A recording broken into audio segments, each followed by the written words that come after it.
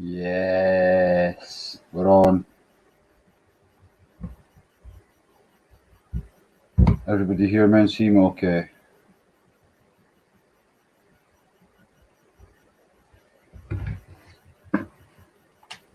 No comments?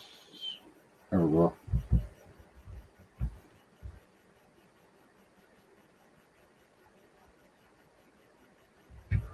Now, we've got a guest tonight, and it's going to be a confusing one for a lot of people, but we're just got to bear with it and listen, and we will maybe learn something new. So once the guest jumps on, we'll get it in.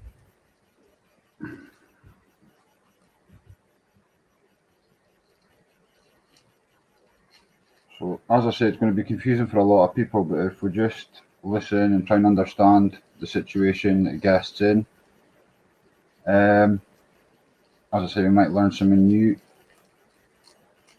If there's any disrespectful comments or inappropriate comments, they will be dealt with by the mods. So don't be surprised if you say something stupid. Don't be surprised if you get banned or timed out, depending on how inappropriate it is. As I say, we're just waiting for it to come on. Yorkshire Monkey's in, Wayne McAvoy's in, Nicole Fuger's in, Steve's in, Paul Boyle, Chloe, Louise, Clint, Siobhan, Sean H. A lot of people in already, 50 people in already.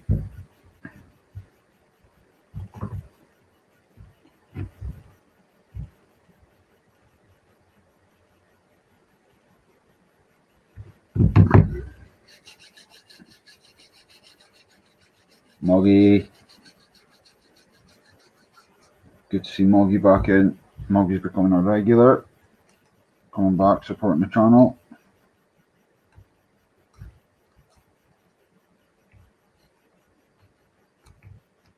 Mickey Max in. I never said the person was inappropriate. I'm saying if anybody says anything inappropriate, they'll be evil.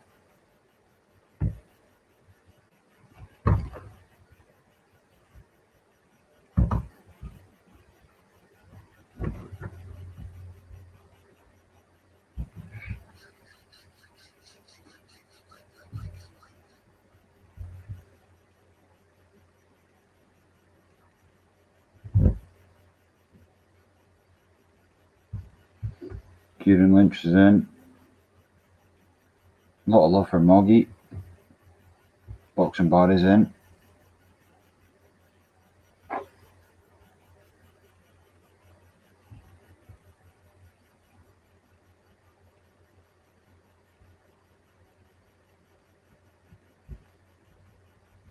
Can everyone hear me and see me okay? Ah. Uh,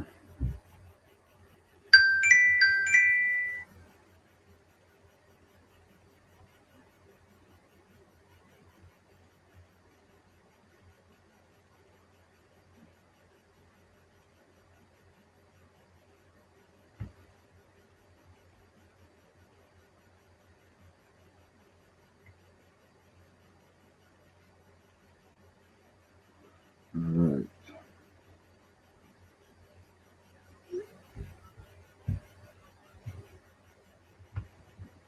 2 seconds. Guest having problem with the link.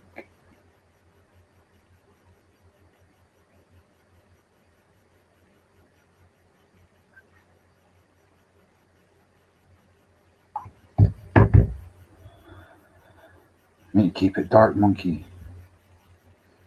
Nah, lights on. It's just a laptop camera. I'll get a better camera.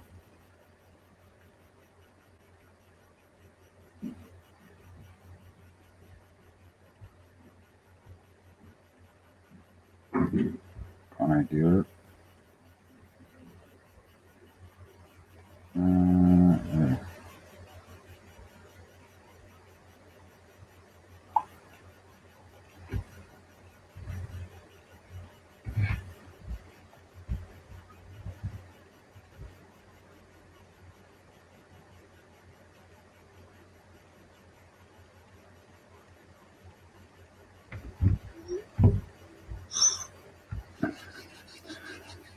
No, I don't think so. Because it's just a story. There's nobody to be arguing with tonight.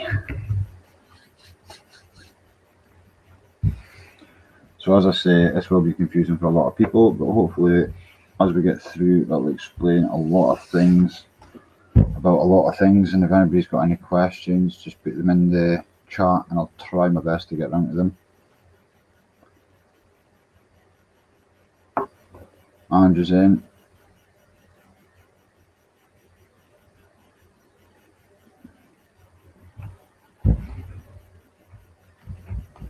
Did you like our intro, Sean?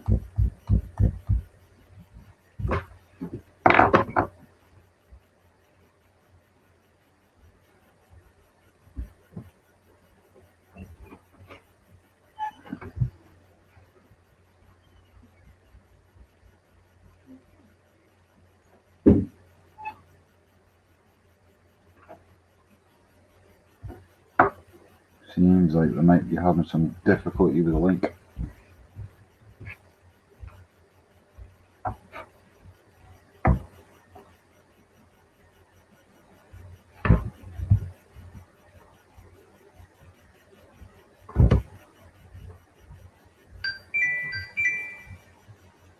Right, I need to give him 10 minutes. Give her 10 minutes. You should be on. Does anybody got any questions in the chat so far?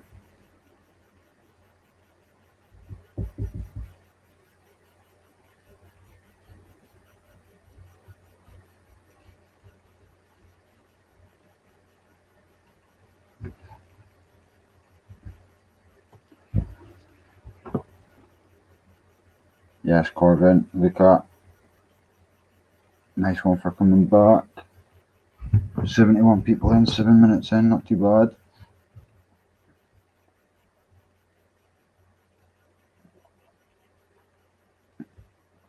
That's a fair point.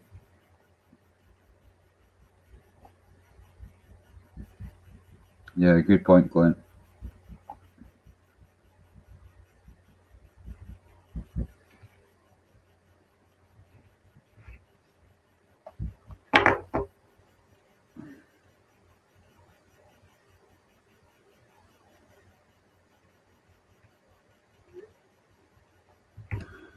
That one's silent. I want a question, monkey.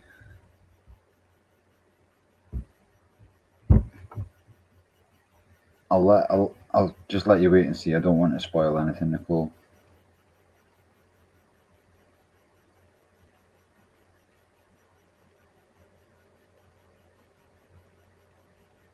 Steve will be coming on a live, Moggy.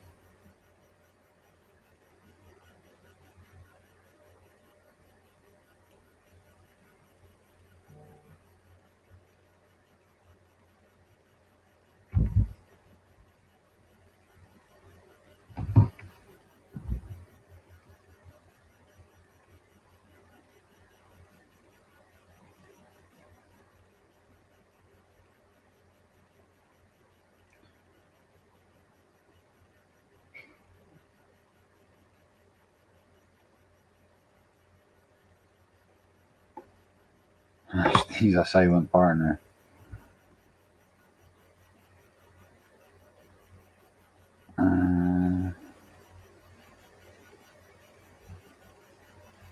Oh, there we go.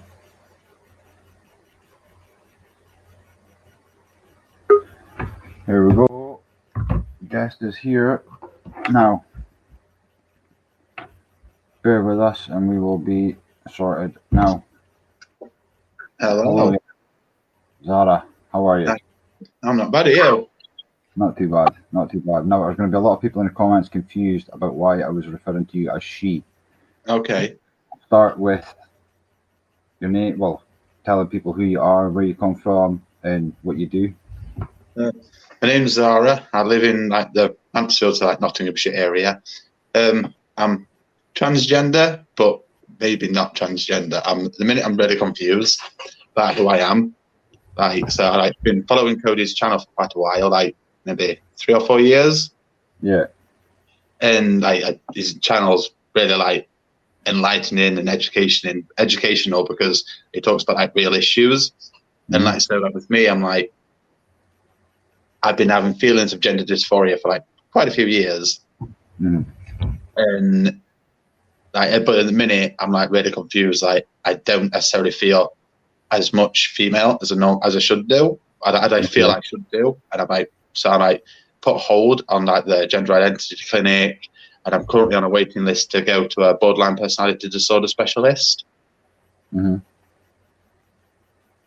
So how old are you? I'm 25.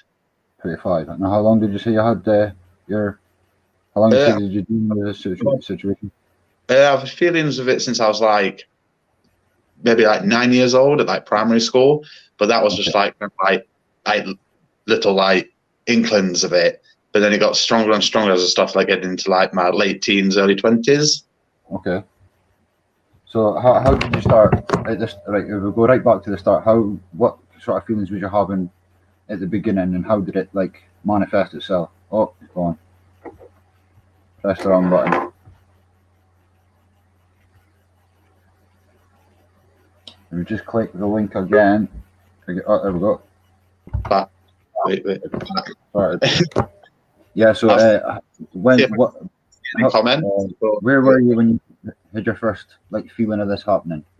So my first like one that I can remember was when I was at primary school. Mm-hmm. I can remember like getting changed for PE, but I was like, why do I have to get changed with the boys? Like my body doesn't feel the same.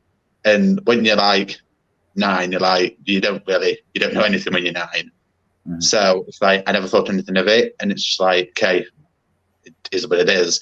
And then through secondary school, I was a lot more like an outcast sort of thing. Okay. So it's like it was difficult, a lot of like difficult stuff to deal with. Jesus. So, with the gender identity being so young, how did you deal with it? It was a lot like dealing with a lot like mental health. Like you don't want to like go out in public, but then but then you're at home with your own thoughts, so like you end up like self-harming, having suicidal thoughts, and then like doing like self-destructive behavior. So you just like beat yourself up, and then eventually I got to like a point where I was like, I may as well just do it anyway because it's like I feel this way, and like it doesn't really matter what other people think. Like I can't be dealing with like self-harm and like suicidal thoughts and then not be who I am. Yeah. Okay. So like you said it started in school and you wanted to use the girls' changing rooms. Yeah. Did you ever tell anybody about it, or did you just keep it to yourself? I kept it to myself. The whole time? Yeah, the whole time. It was like eating me up, and it was difficult. Did that cause any other problems with your mental health, or? Yeah. Like I struggle like connecting with people a lot because obviously I was like outcast to myself, so I was like didn't feel like I can connect with any other people because I didn't want to. I wanted to tell people, but my thoughts were what are other people's reactions going to be? Yeah. So I just like didn't really like connect with people. So like, it wasn't necessarily lying. I was like, oh yeah, I'm a boy. And I forced myself to do like boy things. Mm-hmm. And I secretly was like, okay, this sucks. I don't want to do it. So did you dress differently? And yeah, I was just more like alternative when I was at school. So like, not like necessarily female, but like just outlandishly crazy. And then when I got to like 19, I eventually like came out and got like dressing more female, wearing makeup and whatnot. So did you ever experiment with that before? A little bit, but it was more like in private, so in the home environment. Okay. So you never really did it out the house or with friends, or okay? Did anybody know at this point, or was it just? It was just me and then my girlfriend at the time. Okay. Yeah. So, what age did you tell your parents? Was that 19 as well? Yeah, that was 19 as well. Like at first, like they were more like, oh, maybe it's just a phase. Yeah. And maybe they're right to think that, because it was like now I'm not so sure if I am female or not now. And this is what I was telling you earlier. Like, you need to be like 100% sure before like you go through with like taking hormones. Once you start taking hormones, it's like you not necessarily mess up your body, but it's like you go through a point where you can't go back. You can't reverse it yet. You can't reverse it. So it's like, do I want to be 100% sure? And then I've over like the first like lockdown we had at the beginning of this year, like March time, I spent a lot of time on my own, like thinking, and was like, oh, do I truly feel trans? Like, am I trans? I don't know. So I spoke to the psychiatrist at the gender identity clinic, and he said he thinks I've got a borderline personality disorder. Okay. And he's referred me to a specialist for like the borderline personality disorder. I got the letter through with that, but that's in August. Okay. August next year. So like, I was like, I'm not waiting till that long to like find out what's going on in my head. So I'm like currently waiting to go and see like a private therapist. Is that in your local area? Yeah, that's my local area. Yeah. Okay. So, see, with the borderline personality disorder, how did that affect you? Like, in what way did it manifest itself? Like, I struggle processing emotions. So it's like, when I feel like sad, say like a person who necessarily doesn't have borderline personality disorder, if they feel sad, they'll just like maybe feel a bit depressed, but that's it. But with me, like if I feel sad, I just like want to kill myself, even if it's like the slightest thing. Or if I get angry, I like get that angry where I want to murder somebody. Yeah. Or if I feel happy, it feels really uncomfortable to me, because my brain doesn't cope feeling happy well. And then I'm prone to like doing like self-destructive behavior. So like just like going out, taking like mad drugs, drinking, and just like doing stupid shit.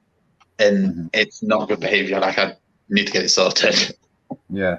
Right. Can I just jump back a minute here? Well Hung is a friend of the channel. He's asking, what are Zara's views on children who seem to express a feeling of uncertainty of sexuality? Okay. So like the sexuality one, like, I agree. Like at school, there should be like, when they do sex education, teach about like male female sex education, male male, female female. But like, so like teaching it is good, and like expressing like, if like a child says, oh, maybe I like men. If it's a boy and says maybe I like men, then like fair enough. Like the kid likes men. Like, because everyone has crushes when you're in your teens and whatnot. Yeah. So it is what it is. But then I don't like when you hear about these people who are giving like 7-year-olds hormone replacement. I don't agree with it, because like when you're 7, it's like your brain isn't fully developed, and it's like, so are you 100% going to be this person in 10, 15 years time? Wow. How did your family take the news when you came out? Like at first they were like I said, oh, they thought it was a phase, Then my dad was a bit weird with it, but then he was pretty cool with it eventually, and so was my mum. But my brother's a bit of an asshole about it, but that is what it is. Brother, like most brothers. Yeah. He's a bit of a douchebag.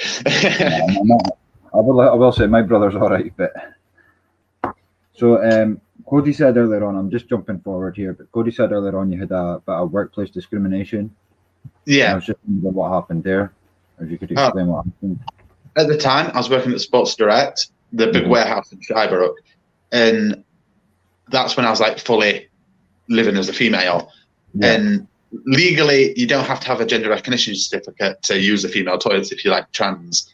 So like, I was like, I don't feel comfortable using the male toilets at the time, and I wanted to use a female one, and I knew legally you could. So I spoke to my supervisor, and I said to him, "Oh, I'm going to start using the female toilets." I made it a point of saying I'm going to, rather than saying, "Oh, can I?" Yeah.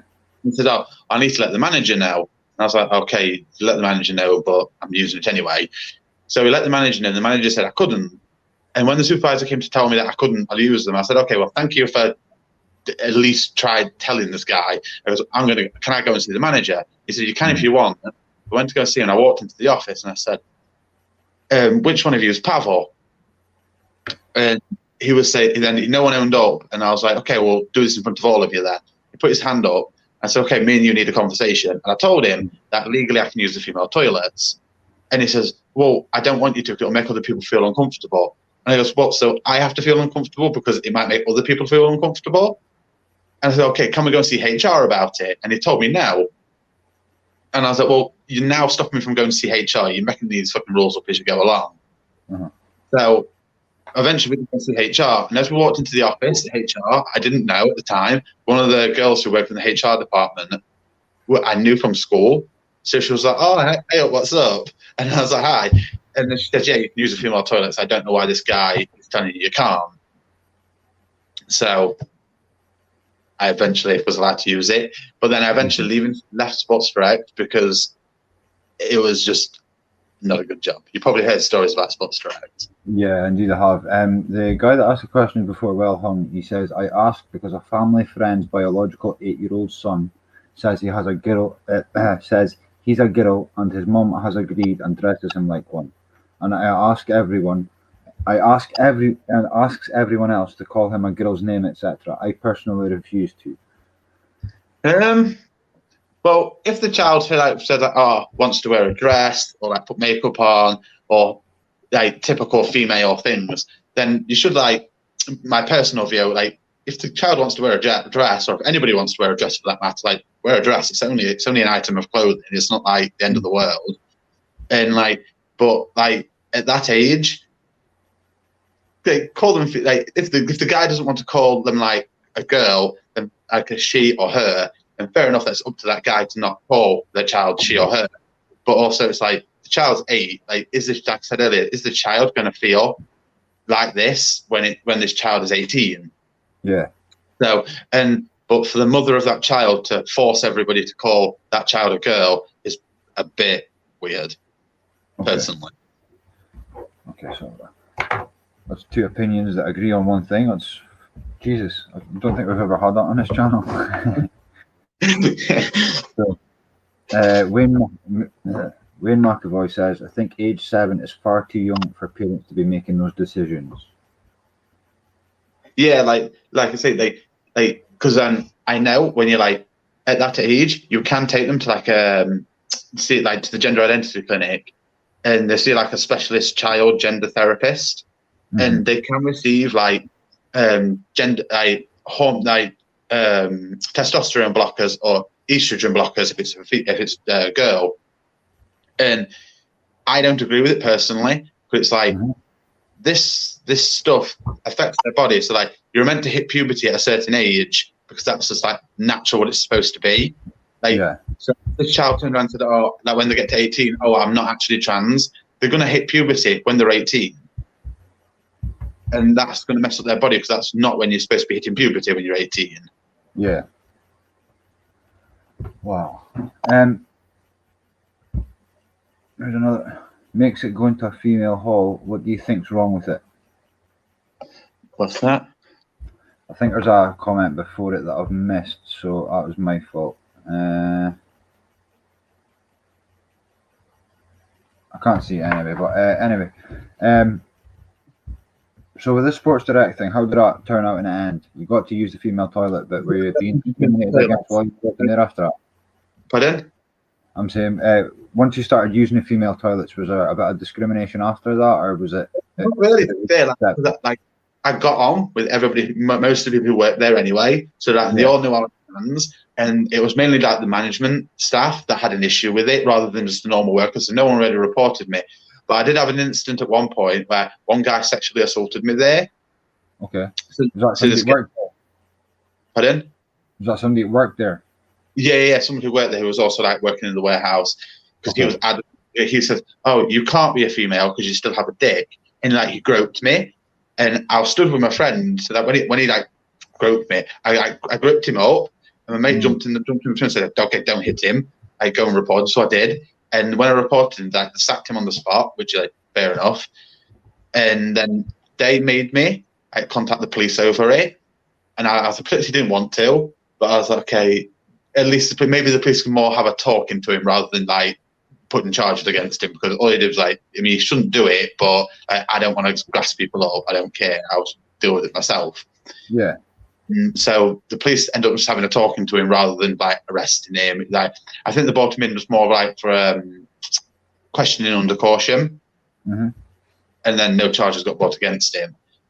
And it was more like, because he was a Jehovah's Witness, and he was like, adamant that men can only be men, men can only sleep with men, men can only sleep with women, women are only women, women can only sleep with men.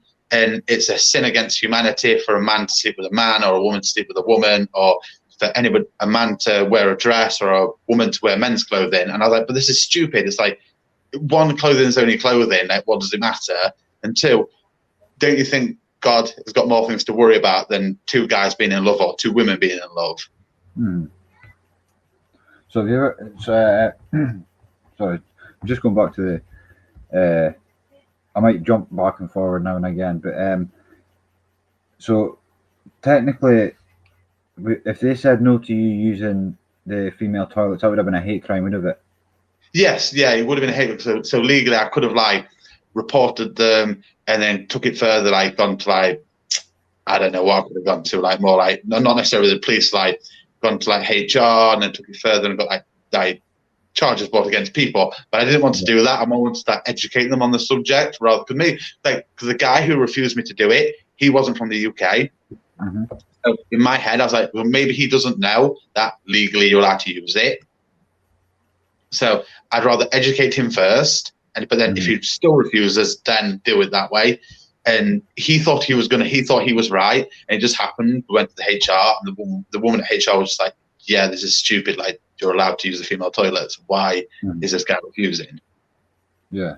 Have you ever experienced any other hate crimes, like even just in the street, or? Yeah, there's been many times where people have like drove past in cars, shouted abuse, or just like made passing comments, and then like, why are you dressed like that? You're fucking disgusting, or you should be fucking ashamed of yourself. And it's like, it used to bother me, but now I'm just like, fuck off. I don't care. It's like, that's your opinion, but your opinion's wrong. It's like, what I'm doing doesn't affect your life. Like, you'll probably never see me again. You pass me in the street, like, if you don't like it, just like carry on walking. Like, why do you have to force your hate on somebody? Exactly. You didn't have to say anything. That's right enough. So, what would you say, without bad experiences, would you say you've had positive experiences as well? Yeah, there's been like quite a few times where like people have stopped me in the street and said, "Oh, you're a brave person to be out like that." When I was speaking to Cody earlier, I was telling him about one time I was in Asda, and I was waiting in the queue, and a guy in front of me, it was like a big bodybuilding guy, and he kept looking at me, and I was like, "Oh my god, here we go." And he turned around and said to me, "Are you trans?" And I said, "Yeah." And he said, "Oh, I've got much respect for you." He goes, "People like you are brave to come out like that." He goes, "Don't let fucking idiots upset you or discourage you for being who you are." And then I felt really bad for assuming this guy was going to say something like offensive to me. I shouldn't have been like, because you were used to people saying stuff offensive to you. that like stereotypical guy who was like stood in front of me. He's a stereotypical guy who would say something offensive to me, but this guy didn't. So it was wrong of me to assume he would. Yeah. At least you can put your hands up and admit that.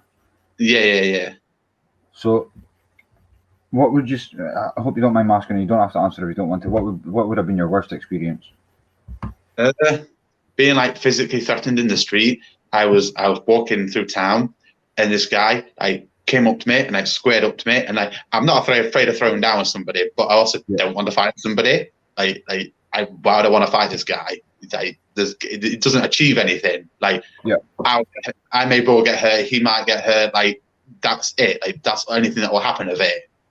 And he was adamant he was going to fight me. And I was like, okay, I'm not going to fight you.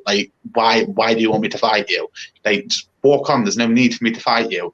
And then he was really pushing me to fight me, and he swung on me. And I was okay. Then we got into a bit of a tussle, and then that was it. And I was like, okay, this is ridiculous. Why are you wanting? But to be fair, I think he was drunk because he could barely string a sentence together. And just the way to ask you, do you think alcohol was involved, or was it just pure homophobia? Yeah, maybe alcohol or drugs. Because I know Mansfield area is big for spice. Yeah. So there's a lot of people in Mansfield who smoke spice, or take drugs or alcoholics, and it's obviously it's not a good thing for them because they're struggling with addiction. Yeah. But then obviously their mind's not in the right place when they're in that state, so they might do things that necessarily they wouldn't do if they weren't under that substance. Yeah. What would you recommend for if there's any young people out there watching this that that could be in your situation when you were the age you were when you first realized? What advice would you give them?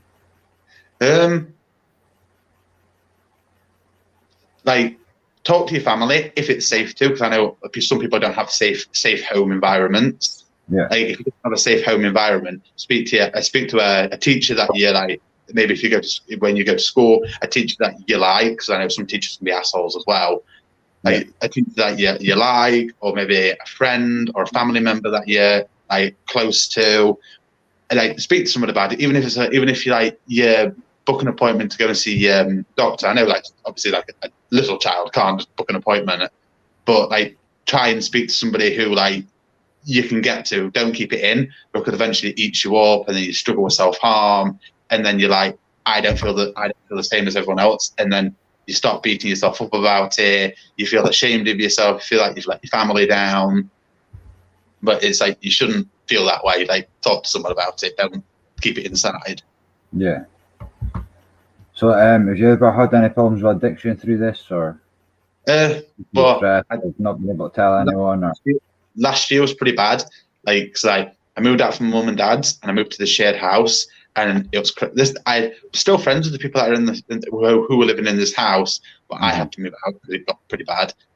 And I was partying all the time, taking Xanax, smoking weed, and doing stupid shit. And eventually I realized that's probably not a good path to go down, because I was taking 9 Xanax pills a day, and I was just off my face. And it was more to I was feeling emotionally distressed with who I am. And I don't know if you know what Xanax is. It's I'm not experienced with it. Yeah, it's a really strong anti-anxiety medication. It's very similar to diazepam and stuff like this. Yeah. And so it just makes you feel no emotions whatsoever, really. So you're coping, but it's also not a good path to go down, because Xanax is very addictive and it can kill you. Wow. And I was smoking weed, just doing stupid shit, and I wasn't happy with myself. But that's why I was doing that destructive behavior, because I wanted to let out my feelings. Yeah. But I also didn't, so I wanted something to mask that pain I was feeling. Mm-hmm. So it was Xanax. It was Xanax you said you turned to. Yeah. Oh wow. So what age did you start? Well, when you started dressing as a woman, what sort of experience did you have then? What was it like the first time you stepped out of the house dressed like a woman? The first ever time you go out dressed in makeup or female clothing, it's like you feel like you're being marched off to executioner because you don't know what's going to happen. As soon as you leave your door, in your head, it's like you think maybe you're going to get attacked. Maybe this is something. Maybe this is going to happen. Maybe that's going to happen. And to be fair, the first time I went out, nothing actually did happen. Yeah. But you've got that much anxiety about it. You start creating those situations in your head, and then because then you're looking at people, waiting for people to say something to you, and then because you look at people, they end up looking at you, and then they do say something to you. Yeah. So you actually create the situation because you're like so full with anxiety. But the first time I went out, like nothing actually happened, but it was terrifying. Yeah. So I just want to put some information on the screen about gender identity. Yeah. Scrolling along the bottom, just in case anyone is, well, raise awareness really, just in case anyone's confused about it. I also found this today, and I was just wondering if you would have a look at it and tell me what you think, or tell me where on here you think you'd fall. I'll get rid of that comment for you. I can't see it. Here we go.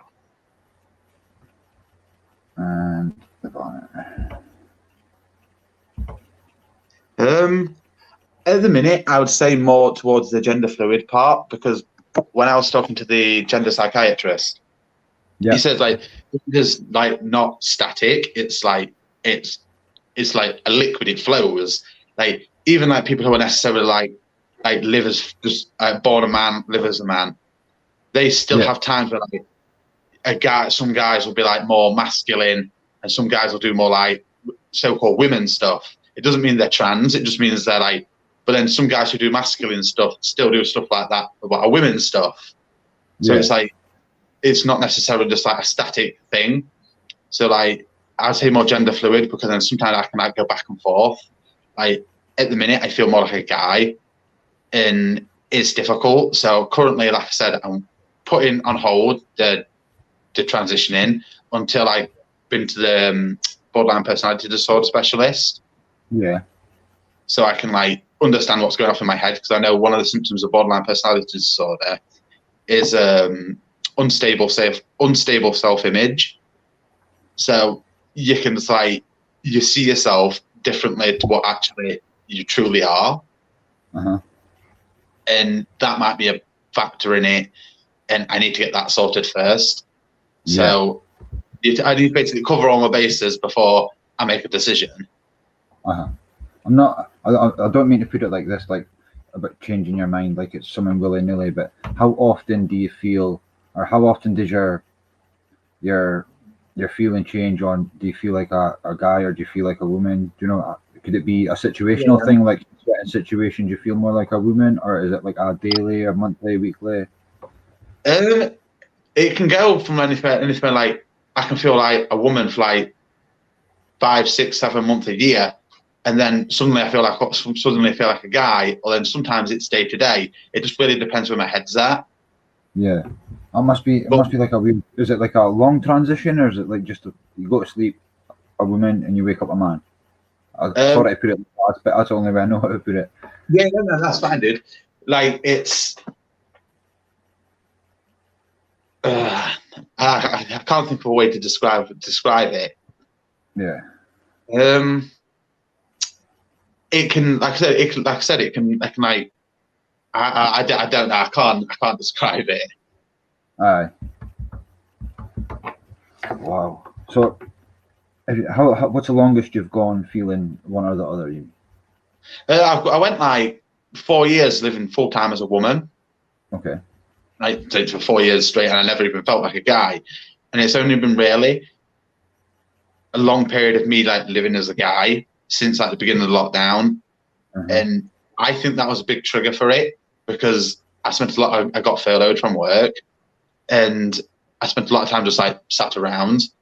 So then when you sat around just in your own head, so I spent a lot of time thinking about, am I making the right decision? And what's this going to be like in 10 years time? Am I going to mess up my body? If I transition and it turns out I'm not trans, would I have ruined my life? Yeah. So I spent a lot of time thinking, and then it started playing on my head, or maybe I'm not trans. Then I was like, okay, just roll with how you're feeling for now. Speak to the psychiatrist, speak to him, see what's going off there. But like I was telling Cody earlier, like, to be fair, this could have been dealt with like 5 years ago. Like 5 years ago, I was under another psychiatrist, and he told me I had borderline personality disorder, but he couldn't diagnose me with it until I was 25. Okay. And I have no idea why. And he said, "Okay, so you've got it, but you haven't got it." And so I was like, "Okay." And it's come across all this way where now I've been told I've definitely got it, but I must wait until I go to the specialist to like receive treatment for it. Okay.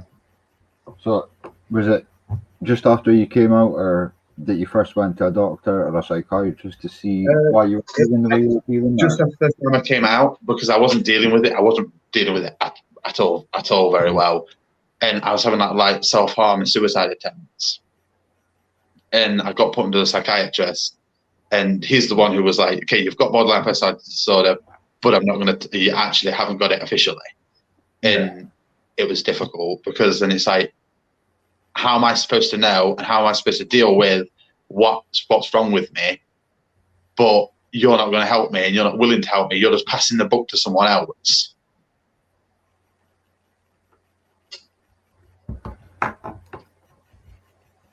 Yorkshire Monkey says, while you're having doubts, do you have any idea at all which path you will take? At the minute now, more of, I'm just going to roll with how I feel. And if like, say like I wake up tomorrow and I feel more female, I might wear makeup. I might just dress in female clothes and not wear makeup. Or if I feel like a guy, I'll just be a guy. And then when I start dealing with better, my like unstable self-image, then I can make a decision by like communicating with like the different specialists and like the gender identity, and then the like borderline personality disorder, and then I should know for sure then in a few years, because the waiting list is ridiculous. Yeah. And I'll just go back. I heard you saying self-harm there, and I thought, well, are you open to talk about that? Yeah, I'm open to talk about anything. In what way did you self-harm? I was like cutting a lot, like burning myself, and it was more like a stress relief. Like, I was like, I'm feeling these emotions, but I can't talk to anybody about it. How do I let these emotions out? Well, then I'd hurt myself, and it would be, okay, these emotions, then I wouldn't feel that pain for a while, then it would come back again, then I'd have to do it again to deal with that pain.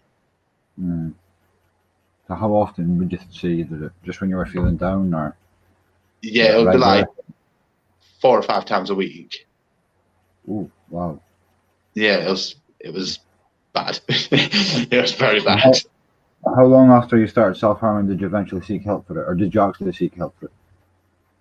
Yeah, so I started receiving help for it because I had like a suicide attempt. I took an overdose. Okay. And I ended up going to A&E, and then you see like the mental health team, and you go to the A&E and you like show a suicide attempt, and they like discharged me, but then they put me under a psychiatrist, and then for a while the psychiatrist just like, he didn't seem very like interested in doing his job, because he like just put me on antipsychotics and then just didn't really care, just like fill you up with meds, now go away. Yeah. And I was like, okay, then it was also like that. I believe like it was like my like relationship at the time I had with like, my girlfriend. It was very unstable, and that was messing with my head as well. And my life was just chaotic, and it was really bad. But now my life's a lot better, to be fair. Like, I'm a lot more happier who I am now and where my life is at the minute. But it's just more like my emotions in my head I need to deal with. But I still get thoughts of like, I haven't self-harmed in like over a year now. And it's like, I still get thoughts of it, but then I do things like prevent me from doing that, because again, same with like the Xanax abuse. It's not a good path to go down, because it gets addictive, because your body relies on that to deal with the pain you're feeling. Okay. Wow. So, how did the doctors realize? Well, not realize, but how did you explain to the doctors how you felt? Because that would be a kind of scary thing for the first time, explaining to a stranger how you were feeling. Yeah, so the first ever time I told a doctor was I just told my GP. I booked an appointment to GP. I was like, okay, I think I'm trans. I need referring to like the gender identity clinic or some specialist because something's not right. And so you'd obviously researched it before you'd gone in. Yeah. Because I had a friend who was trans at the time. Yeah. Who still is trans, and he was telling me, okay, you get referred to the gender identity clinic, then you've got to wait. Like it's a pretty long waiting list. Okay. So how long would you say it would be? Well, it's meant to be like 2.5 years, but I was on the waiting list nearly 4 years. Wow. Yeah. So because like there's only like I believe I could be wrong on this. It's either 3 gender identity clinics in the country or 4. I'm not too sure. There's one in London. That's like the main one. There's one in Nottingham. There's one in Sheffield. There's one in Scotland somewhere, and I believe there's one in Newcastle, maybe, but I don't think there's actually one in Newcastle or not. But I know there's either 3 or 4 in the entire country, and this is why it sucks for trans people, because if you live, say, like in Wales, you've got to travel all to Sheffield to go and get treatment. Because your GP can't do it, and a regular psychiatrist can't do it. You've got to have like a specialist in gender psychiatry to support you along the way, and it can only be one of them who like prescribes you hormone replacement. Yeah. So it's a hard state of affairs, and no one seems to be doing anything about it. Like I know that the LGBT community and like groups trying to like pressure the government into making more gender identity clinics, but the government aren't interested. Like they don't give a fuck. No. Yeah, I downloaded this today, and I just wanted to help people understand what sort of things you could be going through. Yeah. Maybe you'll relate to some of it. So the first one says, not all trans people identify as male or female. Trans people have all sorts of different identities outside the gender binary. Number 2 says, trans folks actually have many different sexual orientations. Gender identity, sexual orientation are a separate spectra. Trans people led the Stonewall riots. Sylvia Rivera and Marsha P. Johnston were 2 among many trans women of color who were on the front lines. Not all trans people want surgery, and even fewer get surgery. That one sort of refers to your situation just now, doesn't it? Yeah. The word transgender was popularized by activist Virginia Prince in 1969. She first published the word in December 1969 issue of Transvestia. Oh wow! I didn't know that. So that sounds pretty interesting. Just some facts to make more people aware of what you could be going through, and like the don't identify as necessarily a female or male or female. I've got a friend who's non-binary, and like they identify as like neither male or female, and I know that's confusing for like a lot of people because it is pretty confusing subject, and it's like biologically they're female, but they don't feel comfortable with their breasts. Like they have really like dysphoria with their breasts, so they're currently waiting on the waiting list to go to the gender identity clinic, and they're hoping to get like top surgery, so like get their breasts removed, but then still have female parts. It's really confusing subject, and it's more like having to like look it up, and like even I don't know much about it, to be fair, especially the non-binary situation because I'm non-binary, so it's more like it's a hard subject. Yeah. And so like, can you explain to people who might not know what would be the difference between non-binary, transgender, and gender fluid? So like non-binary is where like you straight away like just don't identify as male or female. Like transgender, where you can be, if you're born say, a male, but you live as female, or you can be the opposite way around, where you're born as female but live as male. And then gender fluid is like sort of like my case, where you could wake up one day and feel male, or feel more female, or feel neither, or go like 3 or 4 weeks living as female, go several months living as male. It just like it moves around, like it flows. Really, that's why it's gender fluid. So it's like a fluid motion. It can like go from back and forth, long time or short times. There's a little legend on his channel called Caden Liebert. He's a future Paralympian, future gold medalist. He's asking, if you go through a sex change, can you get it on the NHS? Yes. So the gender identity clinic I'm with at the minute is on the NHS, but that's one of the reasons why it's like such a long waiting list. Like, if I could afford to go private, I would have done, and then I probably would have received like either treatment or at least the therapy side of it a lot within like a year of me coming out. But I'm not that financially stable to do that, so I had to go NHS wise, and that's why the waiting list is so long. And actually, the NHS does provide treatment for the transgender community. There's a question from Joe Mencho here. But what's non-binary? Surely a human got to be a male or a female? Biologically, yes, but psychologically, no. Like psychologically, apology in it. Yeah, that's like outer parts, like you're either a female or male. But like, for example, you get like biological females who live as female, but if you look at them, they're more men than some men. And then the same with males. Like, there's some males who live as men and are men, but they're more female than some females. Yeah, it's the case of what's in your head, like how you're feeling. And if you want to identify as non-binary or trans, like the outer community should respect the way you want to live. Like the way I look at it, as long as you're not hurting people and enforcing your views on somebody, or like upsetting people, or just being an asshole, what does it matter how you live? Well, good point. Good point. Now, Nicole Fuger, she's from Washington in America. She comments and comes on all the time. She's asking if you can explain binary and non-binary.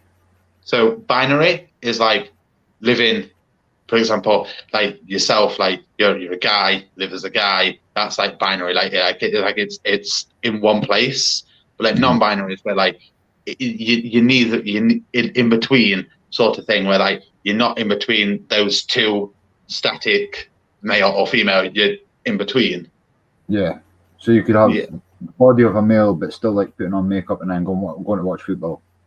Yeah, like my friend, like sometimes wears makeup, sometimes lives as a guy, and just rolls with it, like just see what happens. Yeah. Now there's another one from Joe. He says, but we're talking about biology. No offense, but that's like me saying I'm a man, but psychologically I'm a lizard. Well, you can't. You can't identify. That's a different species. Like you can't identify as another species, but you can identify. I can identify as a woman because we have women in our species. That's what I was well explained. I hope you learned something here, Joe. Joe's been on his channel for a while. Nicola says, "Thank you for explaining that." It's all, yeah. I to be fair, like I know some bits about it, but it's like you don't know everything about it, and it's like I can research it, but it's a deep. Even some of like the specialists in it don't know a lot about it because it's that deep of a subject. Yeah. Sorry, I'm just a little bit distracted. I'm doing 10 things at once.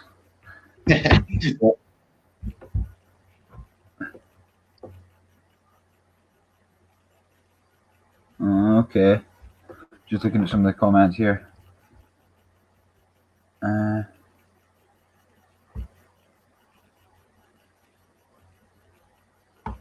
One from Lilac Flower. Good luck, Zara, on your journey. Oh, thank you. You're getting a lot of love in the comments tonight.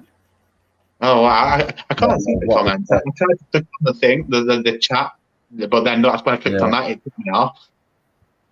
All right, okay.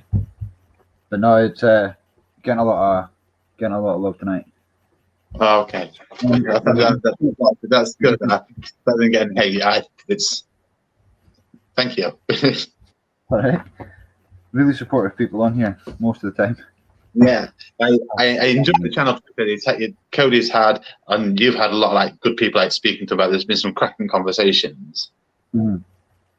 Under the Blood Red Sky says, my opinion is if they're not bothering you, then why worry? In 1984, Frankie Goes to Hollywood spent weeks at #1. Good point. Exactly. Like if you're not hurting anybody, then why not just like live how you want? And if it makes you happy, and you're comfortable, and you're being respectful to people, then just live how you want. Exactly. Sam Ovenden says, Zara, you're proper brave. Takes real guts. Oh, thank you. It's been a difficult road, but slowly I'm getting there. But it's been hard. But thank you. Yeah. Is there any like charities you've reached out to that you'd like to shout out that have helped you?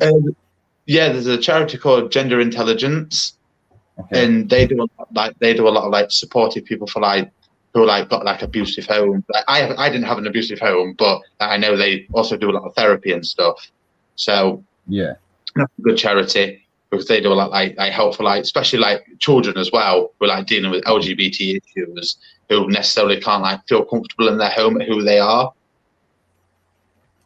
If there's anyone that needs any help, there's a link here to Outlife, and that is for that's going back to hate crime, but Outlife helps you with all sorts of LGBTQ situations or whatever you need to support or whatever. I was looking it up today and I thought it'd be handy to put up. So where do you go from here with the, or how long do you think, well, it's not, you can't really tell that, how long do you think it'll be before you start identifying as a woman again, or day to day, could it? I don't know. It could be a long time, it could be a short time. Hopefully I'll go to the like therapist soon with the borderline personality disorder. I start receiving help and ways to cope, and then understanding more about my self-image, and because there's other stuff I have with it as well, but like my emotions, I need help with a lot. There's stuff I need to deal with first rather than just moving straight into it. So I'm hoping within the next 5 years, but 5 years is a long time, so I don't know.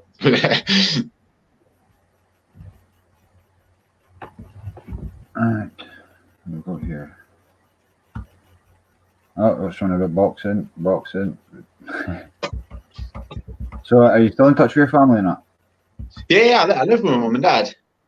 Oh, okay. Yeah. Where is it you work? I work at a place called Packer. It makes like plastic bottles, milk bottles, milk caps, yogurt pots. So it's a good job, but you have to work shifts. So I don't like it. All right. So are they okay with using the female facilities and what my workplace? Yeah, they're fine with it. Like they just like the only people that know about like my situation is the manager and then one of the people in the office, and everyone calls me Zara. And then the other day, people only just started clicking on that my name's Zara, but I look like a guy. And so one guy asked me, "Why is your name Zara?" And I was like, "If I told you, I'd have to kill you." Because it's like sometimes I don't like keep having to explain myself over and over to people. Like sometimes it could be like 3 or 4 times a day I'm explaining to people why I'm in this situation. And it's like I don't have enough time in the day to keep explaining myself over and over to people. And 2, it takes a lot of energy to keep telling people your situation all the time. So see, the first time you meet new people and you say your name's Zara, do you sometimes get funny looks with? Sometimes get a funny look, and then most of the time I do explain it, and then like most of the time everyone's just chill with it. Sometimes you get like an asshole, but fuck them. And sometimes if I'm like not in a good place mentally, I'll just say, "Oh, Zara's my nickname," because it's just easier like getting out of a way of I keep explaining it because sometimes it's difficult. Oh wow! Our little friend Chloe left a comment. She says, "Completely different subject, but you have the most perfect cheeky bones." Oh, thank you. Oh, that's the best comment of the day I've had. Thank you. Jamie Kobe says, "My mind's shot when I'm thinking of ordering a Chinese or a mixed kebab. I feel for you. I can't imagine what you have gone through." Yeah, it's hard, and you sometimes literally got to take it hour by hour. Like you just got to like deal with it and not let it overwhelm you. Because if you let it overwhelm you, you can lose control of the situation, and then I either fall into like a depressive mode or like a manic mode. And if I go into the manic mode, I just do stupid shit and like just like drink all the time and take drugs. Or if I go into depressive mood, I want to self-harm and I want to like be in between those rather than just like falling on one side. Yeah. Now, Caden left a comment here. It says, "People who are born in life with limiting conditions often have to seek financial help to find a doctor who can give them a better quality of life.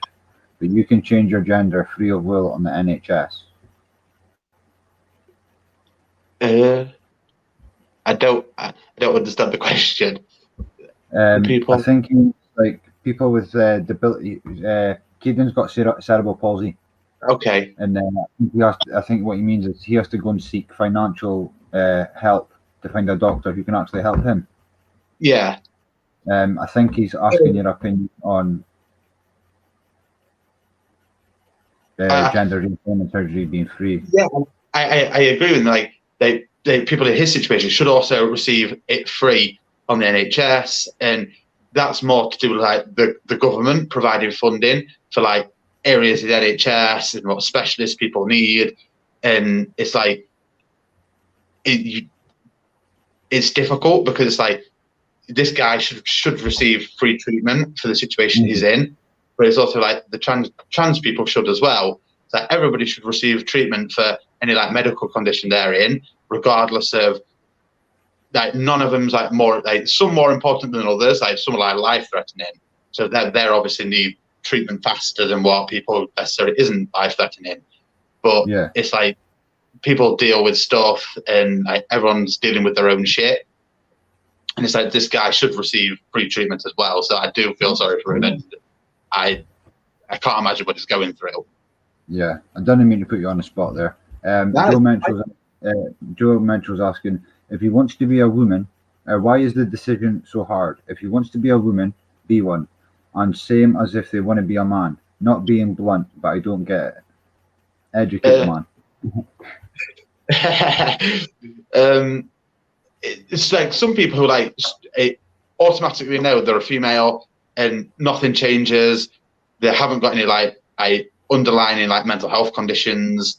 They go to the gender identity clinic. They receive hormone replacement therapy. They have the surgery and then go on with their lives. But then some other people are not 100% sure about it.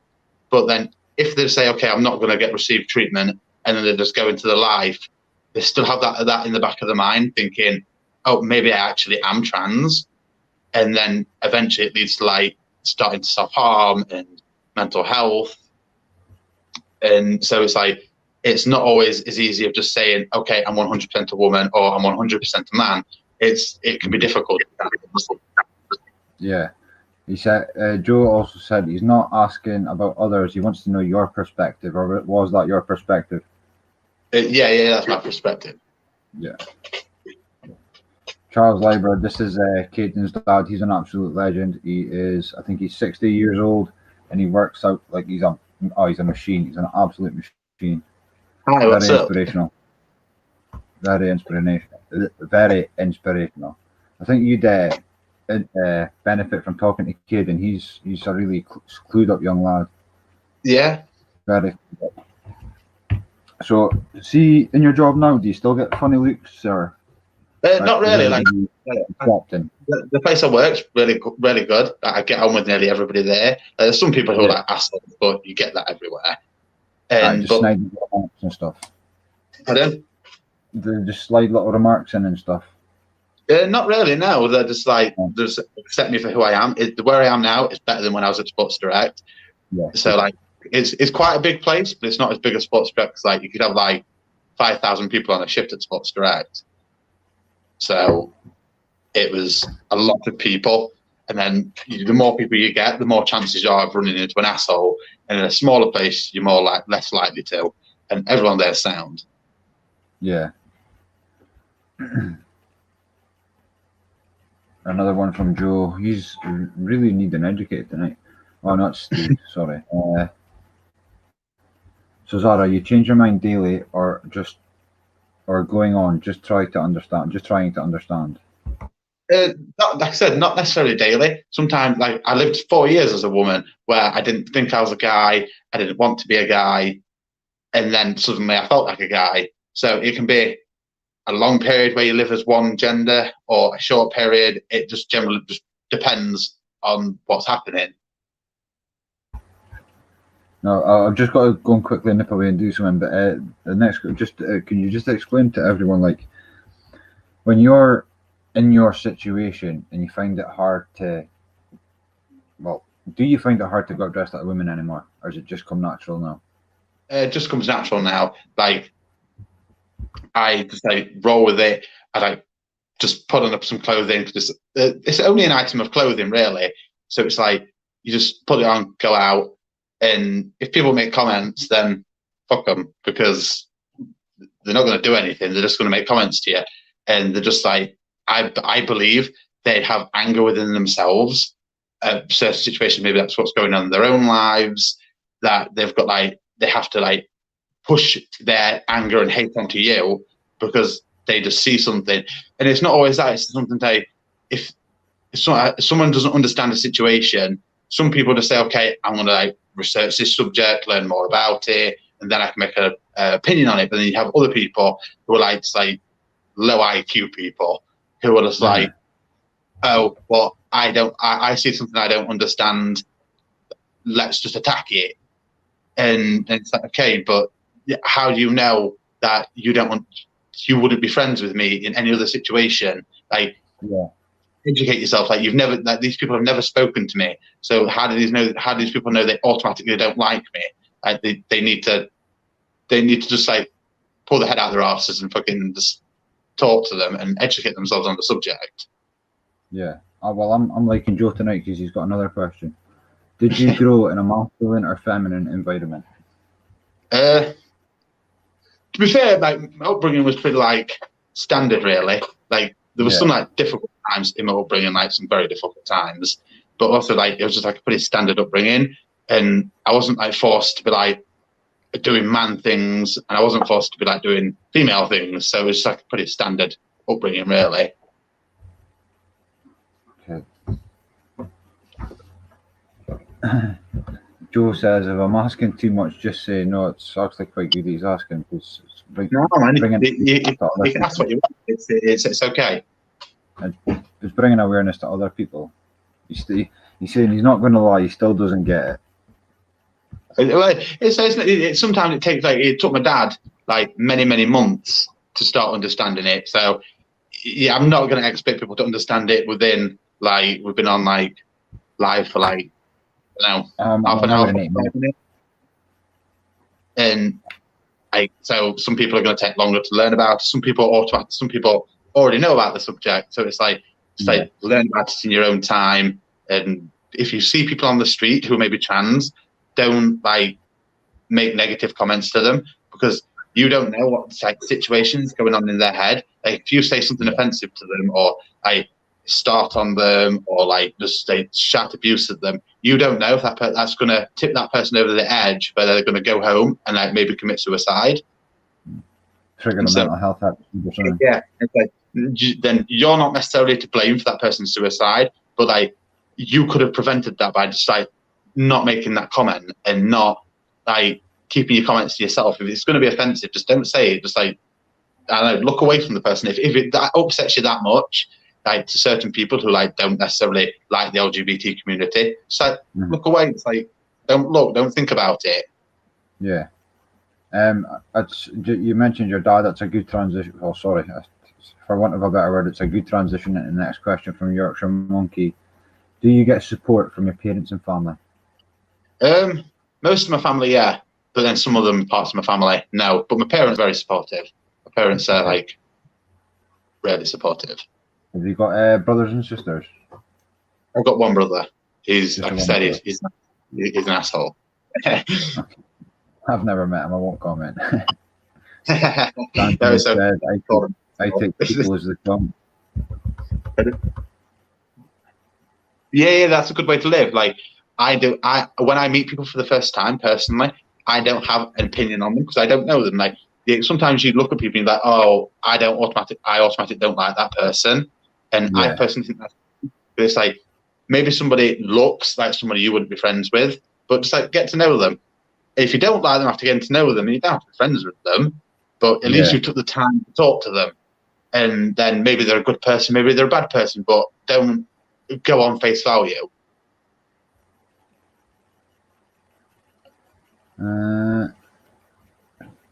So, what was that comment there? I'll put this one up just now. So, right now, what do you identify as? Right now, I'm a lot more masculine than I am living as a female. Like you said, you looked at me Instagram, and so I'm like flexing, going to the gym, and like living more of a guy. And I'm currently happy where I am at, but maybe that will change tomorrow or next week or in 5 years' time. So I just roll with how I'm feeling at the time. It's hard. Yeah. When you go to swimming pool, as a question from me, when you go to swimming pools and stuff, do you automatically walk into the women's? Do you ever get questioned about it? Or? Where at? Like the swimming pools or? If I go to swimming pools, out of respect, I'll get changed in the male changing rooms because if I go into like the female ones, then there might be children there, and it's not personally. I don't think it's right. Yeah. So I'll like go to the male ones, and then I'll go to one of the cubicles in the changing room to get changes there, because then I don't want to put myself in like, feeling uncomfortable, but also I don't want to make other people feel uncomfortable. So I just get changed in like a cubicle and then go about my day. But if I go to the toilets, I'll go to when I was living full time as a woman, I was like go to the female toilets because I'm only going to a cubicle. Like I'm going to go to the toilet. I'm not going in there to have a party. Like I don't understand what people think happens in toilets. Yeah. Eleanor asks, "Hi Zara, are you attracted to males, or females, or both?" I'm going to say both, but I don't know. I'm definitely attracted to females, like 100%, but males sometimes. But I sometimes it takes a lot for me to be attracted to a male. Sorry. Yeah. So, but I would say I'm a lot more attracted to females, but there is males I'm attracted to. So bisexual, sometimes straight. Okay. Do your full family call you Zara? Great if they're supportive. Good. Yeah, they call me Zara. How long did it take your dad to start calling you Zara? Can I just ask what was your name before? Jack. Jack. Okay. Yeah. How long did it take your dad? You said it took your dad a while to get used to it. How long did it take him to start calling you Zara? Quite a while, like 3 or 4 months. It made him feel uncomfortable, but I think he was doing the typical man thing, where he was like, "Oh no, this isn't right. You're my son," and it just like kind of like waiting for him to like finish his tantrum and then move on. Yeah. Now, Lucas puts something here. It says, "It's understandable for a father not to accept that his son is claiming to be a woman, yet the father is ostracized for being a bad father." Yeah, that happens in some occasions. Has that happened in your occasion? No. When he was like finding it difficult for me being trans, I didn't see him as a bad father. I just saw him as he's not dealing with it very well. But it's like I'm like, don't come to his. Cause at the time I was living with my ex-girlfriend when I first came out. Like, don't come to see him like in a dress, like loads of makeup, because obviously that would make him feel uncomfortable instantly. Yeah. Like slowly, like moving on it rather than just like right in your face. So, and then he went out his own way to educate himself on the subject and read more about it, and that's when he became more educated on it and then more accepted.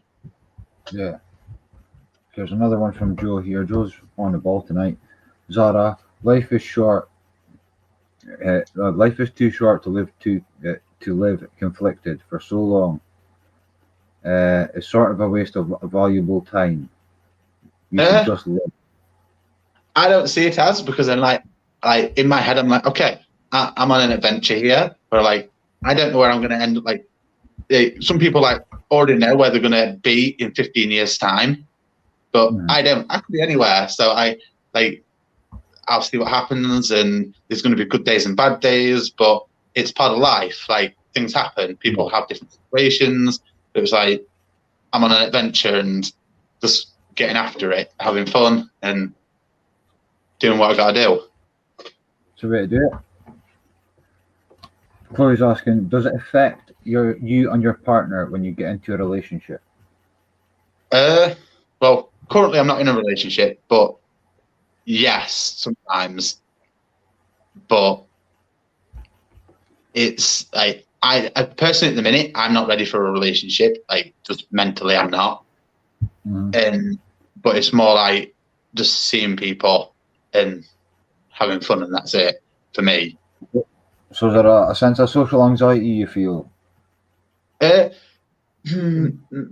Not so much social anxiety, more of like mentally I'm not ready for a relationship, like the commitment of a relationship, because my head is that unstable. I don't know if I'm going to feel the same. Like one of the other symptoms of borderline personality disorder is like you can like, if you're in a relationship, for example, you can like idolize the person for like a week, for like say like a week, and then the following week you absolutely hate them. And I don't, until I get like my like that situation under control, I don't see that as being a relationship and that being fair to like my partner. Where like 1 week I would like love them to bits, but then the next week like not want to talk to them, not want to see them, want to leave them, because that would affect their mental health. I don't see that as fair on them. That's why in a minute I'm not ready for a relationship. Yeah. Clint's asking, are you still in contact with any of your old school friends, and do they accept you? Some school friends, yes, and then some others no. Because like some others were like, okay, but you're a guy at school, how can you be a woman now?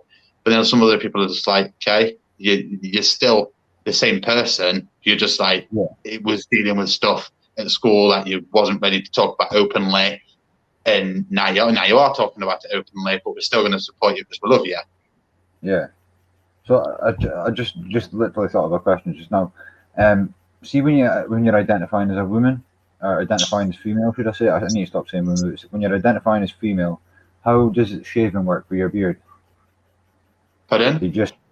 How does the shaving work with your beard? Does it feel weird when you're identifying as a woman, or does it just feel the same when you're a man? When you identify as a woman, like I'm shaving like pretty much every day, and it's a pain in the arse.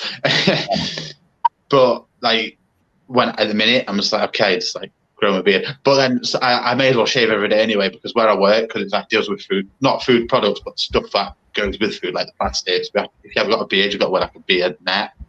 So I'd shave most days anyway, because it's just a lot easier for work.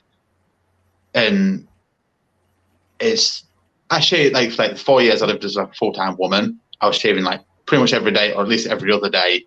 And it's like my facial hair did give me like gender dysphoria, but I would feel ashamed of my facial hair and feel uncomfortable with it. Okay. So mine grows quite quick, so I wouldn't have a chance of being identifying as a woman, like not a chance.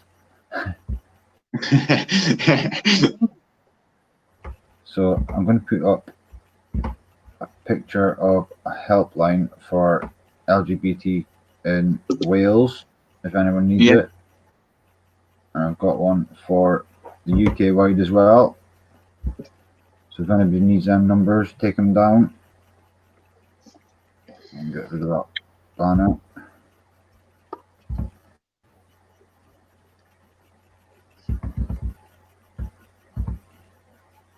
But it's also important to remember that if someone's dealing, like maybe the thoughts I'm dealing with, but like, oh, maybe I'm a woman, or maybe they're dealing with like they're secretly gay, or if there's a woman secretly lesbian, yes, it's difficult to necessarily come out to people, and I understand your pain if you're feeling that way, but also don't be ashamed to come out. You literally are who you are. Like, you can't help who you're sexually attracted to or what gender you identify as. Just you're gonna encounter assholes like you are. You're gonna encounter assholes if you're just a normal guy or a normal woman. Yeah.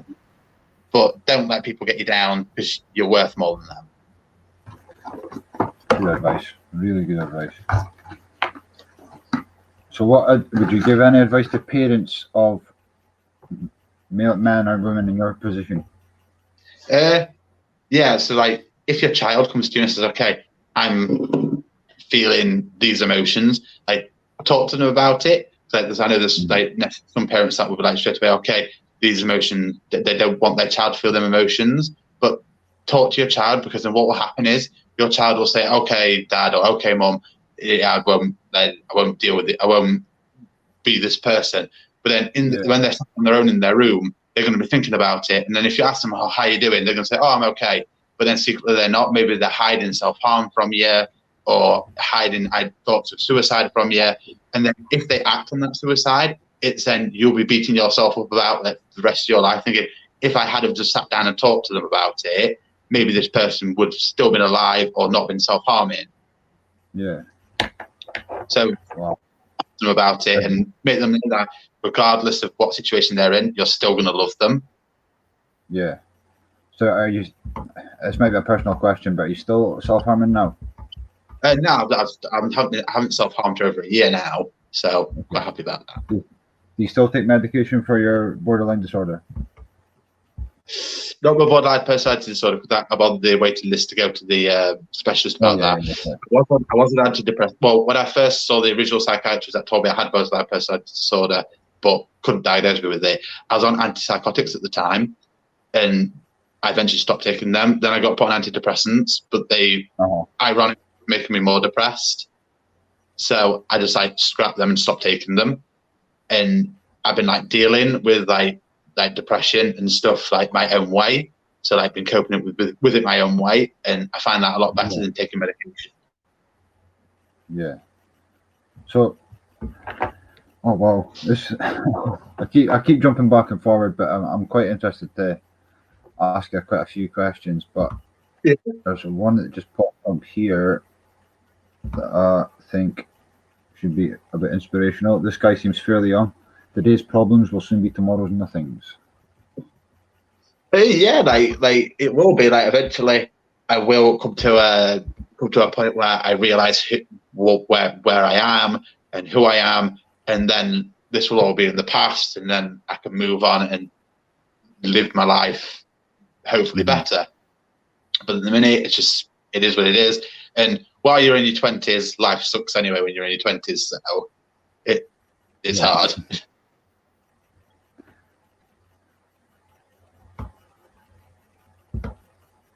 One from Siobhan. Did your family friends at first think it was a phase? Yes, they did. And how long was it in their head that it was just a phase? Would you say about a year, maybe just over a year? Okay. And when you came out, how did you do it? Just in case there's anybody out there that wants to come out that doesn't know how to tell anyone, or what personally. When I first came out living with my ex, I told my ex. My ex was very supportive, and then we told my parents.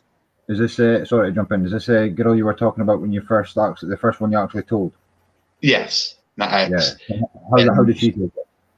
She was very supportive, but also like she was a bit twisted in the head, to be fair, and she was a bit of a psycho. So it was like she was very supportive of it, but she wasn't supportive of it in other ways. So we eventually told my parents. My mum dealt with it fairly well, and my dad took a little bit longer, but then he dealt with it very well.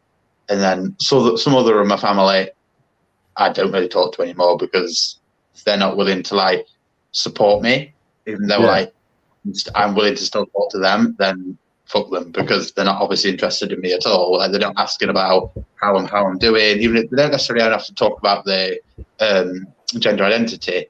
They can just like a message saying, "Oh, how are you doing?" or "What you been up to?" But they don't. So bollocks to them. Yeah, I am loving Joe Mencho tonight. It must be quite hard for his parents too. If he's confused about who he is, then it must be hard work for them. Yeah, I imagine it is, to be fair. Like, I've spoken to them about it before, and they do find it difficult, but they just say, "Okay, we're going to be supportive of you because you're our child, and it's our job to make sure our child's safe and mentally safe, regardless if like from being a baby to an adult, they still have an obligation to make sure you're okay." So they're good that way. Okay, cool. Wayne McAvoy, he's been a subscriber for a while. Are you having a sex life with either men, women, or both? I was on about this with Cody today. If it's a bit personal, just tell us. No, it's okay. So like, I do have like a sex life, and surprisingly, so like I've been seeing this girl recently. Like, she's okay, and I talk to guys sometimes. Like, I've got like dating apps. So, like, have you told the girl you've been seeing recently about your situation? Yeah, like, she's like supportive about it. Like, she's quite like liberal. Like, she's not from the UK. Like, she's from like Eastern Europe. Because I don't like. I was telling her that I'm doing this live, and I was telling people at work that I'm doing this live, so I don't want to like name drop her. So that's not a problem. We don't like saying names on here anyway. She's from Eastern Europe that way. She's really supportive. She's like really liberal. So like, she's like, as long as you're happy and you're like dealing with stuff well, like, be who you are and don't let people get you down. Good attitude. See, just throughout this whole thing, I'm just really like, I wasn't even wise to any of this. I knew about transgender and stuff, but I never really took an interest in it. But just speaking to you, it's like just hearing your story. It's opening up. It's not just making me aware. It's opening awareness to 84 people just now. So yeah. What's your opinion on like how they like the transgender community? My opinion, I don't really have an opinion because I don't really know anyone that's been in this situation. You know what I mean? Like, you're only the second person I've ever spoke to that I know that is transgender. Okay. The old one, the first one I met was my mate Jake. He's called Jake now, but he used to be a female called Dawn. Okay. But he seems to be doing really well. I'll speak to him on Facebook now and again, but I don't really have an opinion. I've only had one experience. You know what I mean? Just talking to them, and it wasn't really nothing about their sexuality or anything, because we were just mates. You know what I mean? So I haven't really got an opinion. I don't like to judge people until I've met them and spoke to them. You know what I mean? So yeah, of course. I probably said some homophobic stuff when I was younger, but I was just young mouth. Yeah, you know what I mean? Like, when I was younger, like I did as well. Like, I think we all do stupid shit when we're young. I think everyone has. Nobody can deny that they've ever said anything like that. You know what I mean? So yeah, we all do stupid shit when we're young and say stupid shit and like be offensive to people, because we don't necessarily know when we're that age what like the consequences of that can be. And we're not very like, when you're a child, you're stupid because you just follow what your friends do. You think stuff's really cool, and then it turns out it's actually not, and it's pretty douchebaggy to do. Yeah. Somebody keeps putting in that I haven't read their comment. Yeah, I'm trying to get around to them all. But Fruity, put your question in again, and I'll ask it if it's appropriate.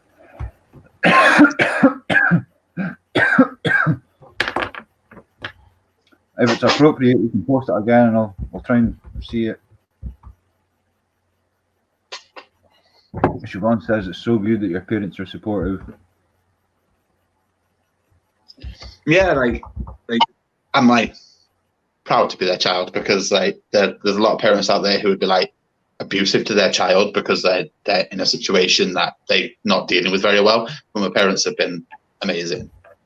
Yeah, this guy Mark Duffy is a really good lad, Scottish guy. He says to live your life the way someone else thinks you should isn't much of a life.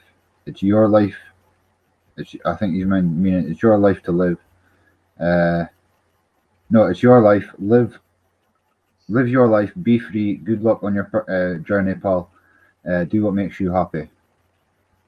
Thank you, and I hope that you have a good Christmas and that you're staying safe and keeping out of trouble. Yeah, Duffy, keeping out of trouble. Yeah, he'll be in the doghouse if he gets in trouble. There's one for Yorkshire Monkey. Have you ever doubted the whole journey you are going through? And if not, how old were you when you realised it wasn't a phase? Do you think it was a phase first? I thought it was a phase at first. I thought, okay, this is. I thought this isn't going to last. Like, it's going to last a couple of months and then it's going to be over. And turns out it didn't. And it's like, have I ever doubted myself? I was like, yeah. I mean, like, this is ridiculous. Why am I living this way? It's pathetic, but it's actually not. It's just the way my head was. I was like, I was uncomfortable being who I was, but I did doubt myself. There's been many times I've doubted myself. Like every day, I think like maybe I shouldn't be living this way. Mm-hmm. But we all doubt ourselves every day.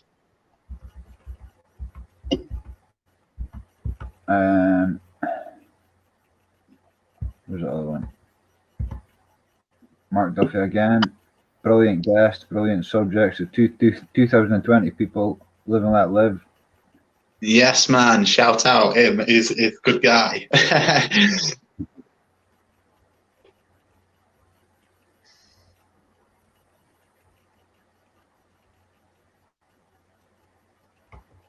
Wow, there's a lot of love for Zara in the comments tonight.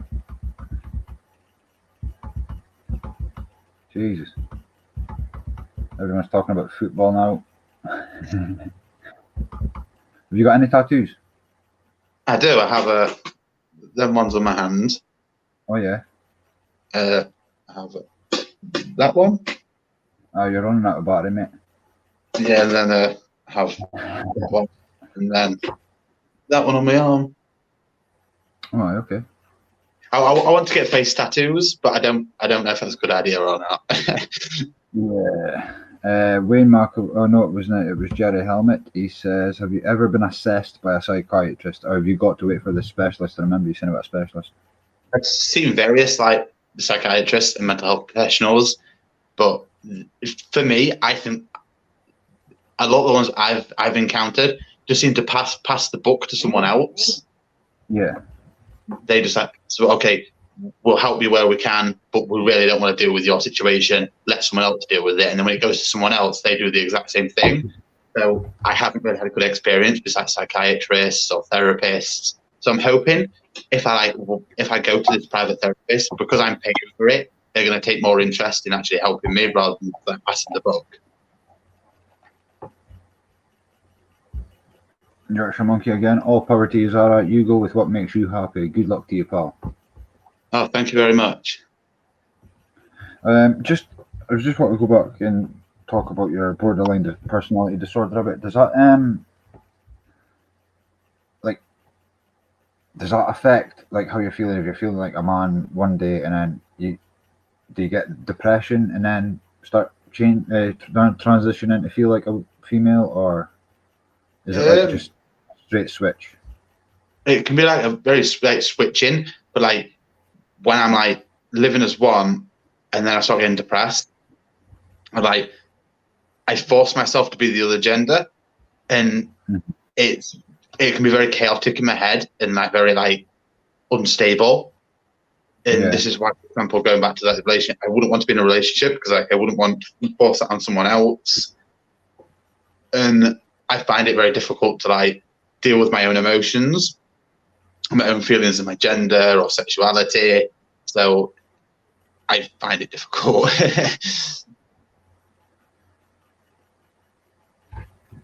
Do you still go on nights out and stuff and go out drinking and stuff? Oh, I do, but not in 2020. We're not allowed. Yeah, obviously not. But before all this lockdown stuff, would you go out? Oh yeah, yeah. Male clothing or female clothing? What did you feel more comfortable in? Depends really. Like female clothing, when I was like in my head, I was female, or male clothing if I felt more male.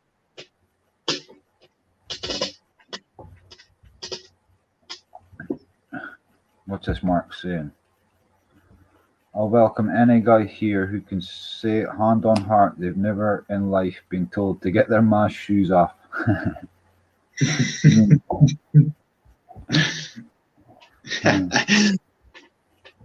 Every little man's tried on his mum's shoes at one point. They have, and every man's like, I reckon every man who's like in a relationship has like secretly looked at their like girlfriend or wife's makeup, like maybe I'll put that on, or maybe I'll look, hot with makeup on. Like, if guys don't want to admit it, I think they have. I'm a firm believer that guys have like thought about this before. Aye, I think Mark's thought about everything before. He's thought about your whole situation before. That's just Mark. Sounds very confusing to deal with. It is. It's very difficult, and I wouldn't wish on anybody, like even my worst enemy, because it's terrible. What would you say was the most confusing thing you've had to do if you had to separate it all? Having to openly talk about like how I'm feeling at the time with like the specialist gender identity clinic, because sometimes they don't get the grasp that everybody's different and people are dealing with it in different ways. They sometimes assume everyone's automatically fully trans and they're not going to change their mind. And when you do change your mind, they're kind of like, oh, well, you're wasting our time then. But then it's like, we're not wasting your time because I'm feeling like that maybe last week. Like, I still need help with it, regardless of what your opinion is. And I was going to ask when you were talking about your work as well. Was your work okay? Were you going in dressed as a female, or do you just go to work in your normal work clothes? I just go dressed in my normal work clothes. Okay. And how long have you worked there? I've worked there since February, so this year. Not that long, really. Like job interviews and stuff, is it difficult going in when you've ticked the female box, but you obviously look like a male? Luckily, I haven't had any experience with that, where like people have like asked questions about it when I've gone for job interviews. They've just like never said anything. So whether they've thought it but not said it, I don't know. But luckily, I've never actually encountered that.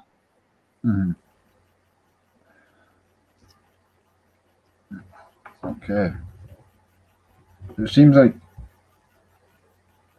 there's been a lot of confliction in your life, and you've just in your later life.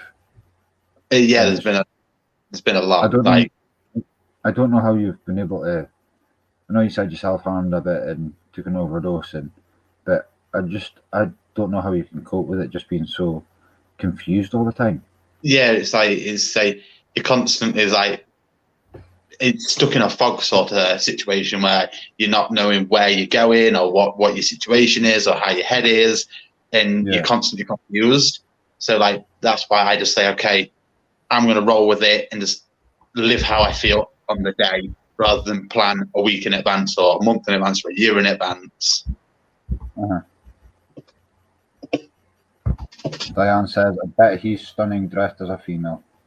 Oh, thank you. I'm pretty hot, to be fair. Yeah. Would you have any photos that we could maybe show you as a female if you're confident enough?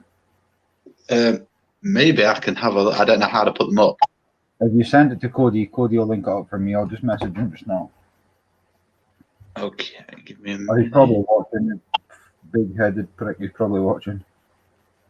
Yeah, let me see if I can send it to Cody.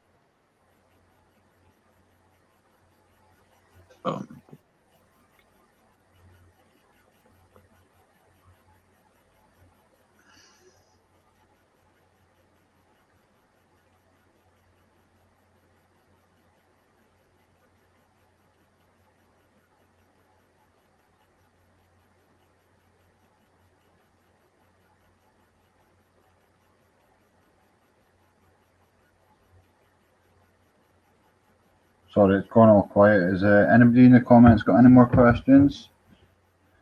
Until we get that photo. So, in your wardrobe and stuff, you'll have a men's side and a women's side, won't you? Pretty much, to be fair, like there's like all sorts in my wardrobe, and I love it.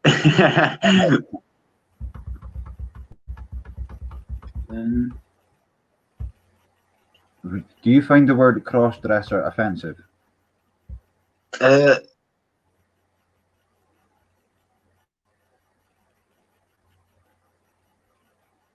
still there?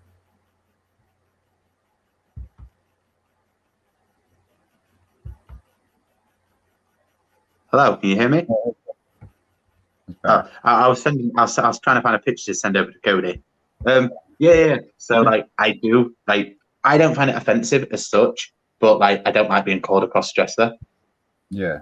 Because I just think like people have called me like ladyboy, but was a ladyboy as well before, and that I find offensive. I fucking hate that term. Yeah. And it's like, but I'm not like there's people out there obviously understandable whether they find like certain things offensive, but pretty much like it's like impossible to offend me because I've had that much verbal abuse, like physical like violence. Like I'm pretty much numb to it. Where I'm like, okay, you've called me a name. Like, what do you expect me to do? Like, I don't know what you want me to say. Like, that's your opinion, but I don't have anything to say to you because like, you're just saying these words to me. I'm going to forget it in 5 minutes' time. So what's the point of getting angry about it? Yeah. Javon says, I guess it feels like you're second guessing yourself. Yeah, you are. Like you're always like falling back saying, oh, maybe I'm not this person. Mm-hmm. Maybe I'm not feeling this way. And I just try and roll with it. And what I do now, like I used to spend a lot of time just like, oh, I must be this person. But now I just live like, okay, I'm going to just have fun and see what happens. Yeah. Because life, like you say, life's too short to be sat beating yourself up all the time. You may as well just like have fun and be who you are. So, like, just as an example, kid, when you're identifying as male or female, say you've got two roads in front of you, you've got left and right. If you're identifying as a male, would you make a different decision on what way you go, or what can say just metaphorical, right? I used to do that in the past, but now I'm like, okay, if I feel male, I'll like dress as male and live as male.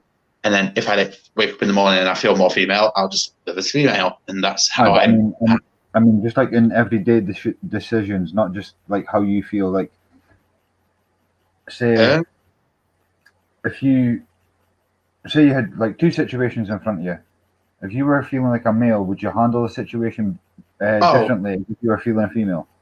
No, not really, because I still have like the same like philosophy on life and the way to deal with situations, regardless of like how my gender is. Yeah. So a situation comes up, what I tend to do is I tend to think like, okay, let's not let the situation overwhelm. Yeah. Let's see what's happening in this situation. Let's deal with this situation, and I try our best to deal with it. And then if like people get upset about situations they can't deal, they can't fix. The way I look at it now, it's like if I can't fix that situation, then there's no point worrying about it because I can't change that situation. Yeah. There's Cody. Oh, Cody's dropping off. I think he's just putting out photos up for us.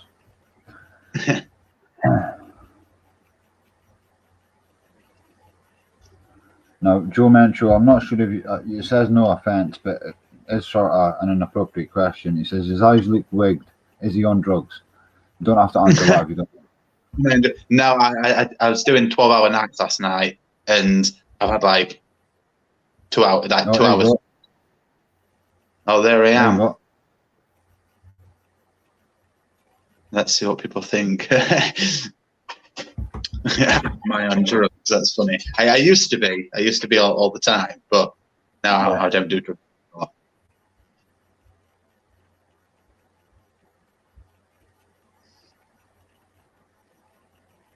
Zara on the left, by the way.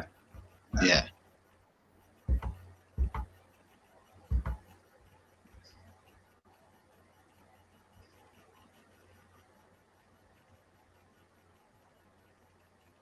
Oh wow, that last picture, I was so fucked up that night. I can remember that night was crazy.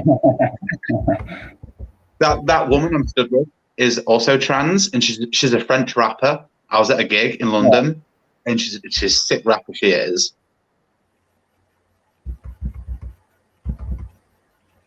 Oh, there I am now. I hope you don't mind Cody putting these up. It's not me doing it. I did ask him to, like. Yeah, you can put them up. It's fine.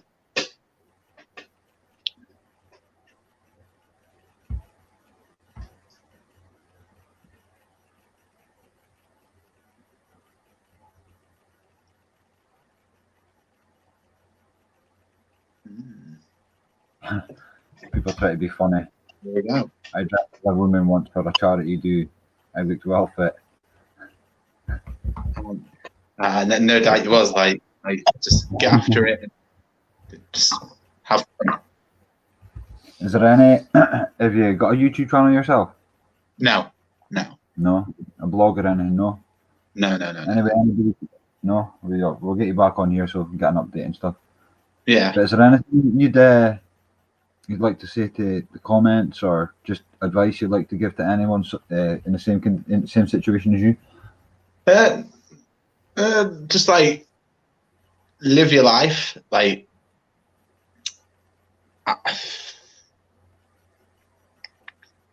try to be respectful to others. Like necessarily, like you're not gonna necessarily like the LGBT community, but it doesn't mean you have to be like necessarily offensive to them. Or like if you don't like them, just don't have anything to do with them. Don't socialize with them.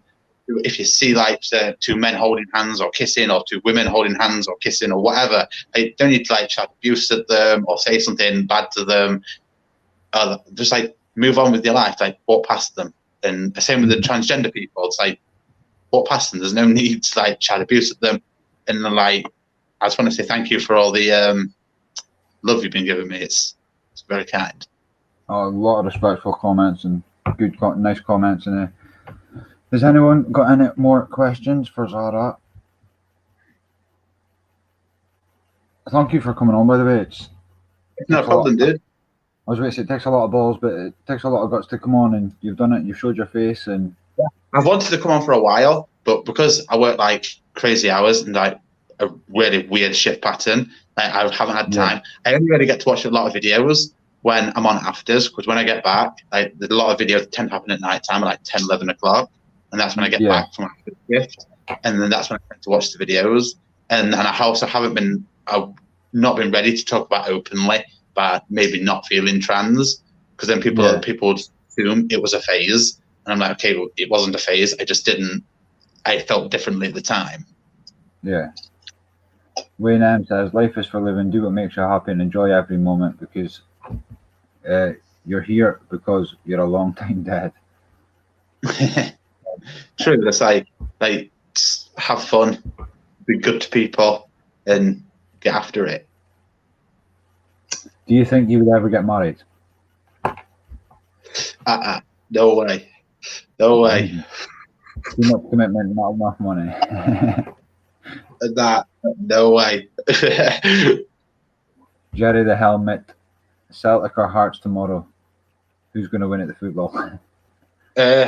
I don't know. I'm a Leeds fan, so I'm gonna say Celtic. Celtic, okay.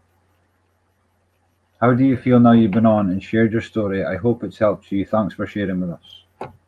So the problem is that I'm a pretty open person, but it's like only just recently I've been like willing to talk about it openly, but like maybe not feeling trans anymore. And how do I feel? Like I feel a lot more better in myself, and I've been wanting to do like you say, you just mentioned your YouTube videos. I've been wanting to do them, or like vlogs, or like talking about like situations like maybe like self-harm, suicide, mental health, LGBT issues, but I haven't had the confidence to, and hopefully this is like a little bit of a boost to move towards doing stuff like that. Yeah. Just as we're talking about mental health, if anybody needs any help, there's helplines here. We've got NSPCC, we've got National Domestic Abuse Helpline, we've got Victim Support, Childline, Mind, Cruise Bereavement, we've got Action on Elder Abuse, we've got Respect, Men's Advice Line, Samaritans, and National Centre for Domestic Violence, if anybody needs the numbers. Any more?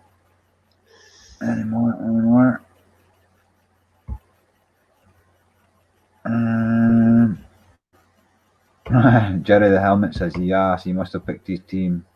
Jerry the Helmet's a funny guy. I've seen him on other streams. He's a funny guy. Were you bullied a lot at school? Not really, because I was too weird of a person for people to bully, because people found me funny rather than so that got me out of situations of being bullied. Yeah. So that helped out a lot. Like, if you're too weird, they can't really bully you because it doesn't affect you. So, like, not really. But occasionally, but I believe everybody at some point gets bullied. So like, I did get bullied a little bit, but everybody does at some point. Yeah. Full respect for coming on and sharing your journey. That's from Siobhan. It's one of our mods. And I just saw a nice one from our friend Moggy. Where'd it go? Where are you, Moggy? About your when you said you were maybe thinking about starting a blog or something, do it. You'll help people. Yeah. Like, I should, to be fair, because I've been wanting to. Like, one of my friends, like, she's really big on TikTok, and we did a few videos together. And I'm like, okay, I want to do this type of stuff, but it's just more confidence issues. Yeah. Well, hopefully after speaking on here, your confidence will grow, because you've been absolutely fantastic. You've answered every question. You've not held back. Nicole Fuser says, be your authentic self. Whatever you feel that day, just be it authentically. Yeah. It's like, be unique and don't let people get you down. Exactly. Man, any more questions for the comments? Have you got any questions for any of the people in the comments, or? Has anybody like had family members or themselves like have these thoughts? Maybe like any LGBT issues, not necessarily trans or like them situations. Yeah. Come on, get your chat in quick. No, I really appreciate you coming on, telling your story and showing your face. It's a really brave thing to do, and you've been totally impartial. You just said it like it is, and yeah. Total respect for you. Absolute total respect for you. Thank you.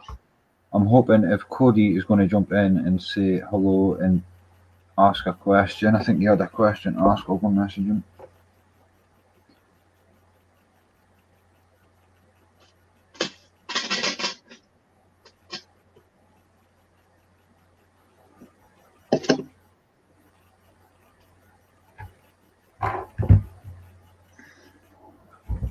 Joe Mencho, big up Zara, that was brave. Oh, thank you. I'm actually proud of Joe Mencho today, because he used to get accused of being one of our trolls, but tonight he's been on a ball, and it seems like he's been wanting some education, and you've given that to him. So I used to say that to people when I was at Sports Direct. If you have questions, no matter how offensive it sounds in your head, I'd rather you ask it me than automatically assume something. Like, if you ask it me, maybe I know the answer, maybe I don't know the answer, but I can at least try and like point you in the right direction to know a little bit more about what question you're asking. Yeah. Is there anywhere you'd recommend that any young people that would be in your situation, anybody that would be feeling like you were when you were the age, or even younger?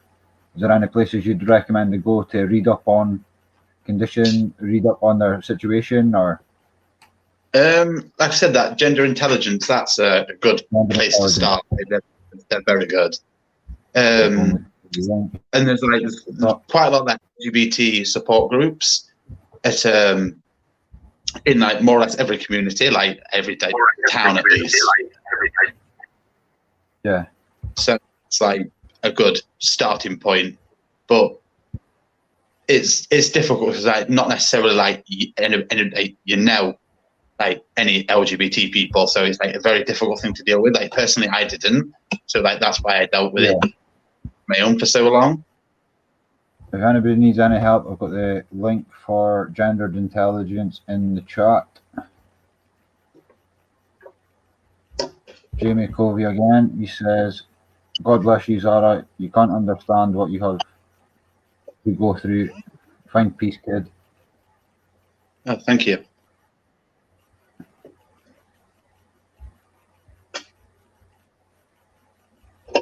Yep, well in with the questions, Joe. Good lad.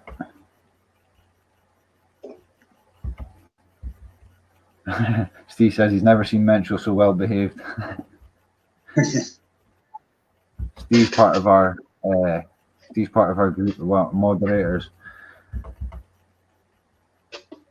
Good lad, Steve. Diane says, I'm a 56-year-old lesbian. I was bullied when I was young. Yeah, like I say, be who you are and don't let people get you down. Like, people are going to say stuff, but fuck them. Let them have their opinion, but they're wrong with your opinion, and it's like, rock who you are. 100% respect to you, Zara. Not easy coming on live from Yorkshire Monkey. Big John. Big John. He's a big lad. He's a really good guy, actually. He's older fella. He still speaks like he's 19. So.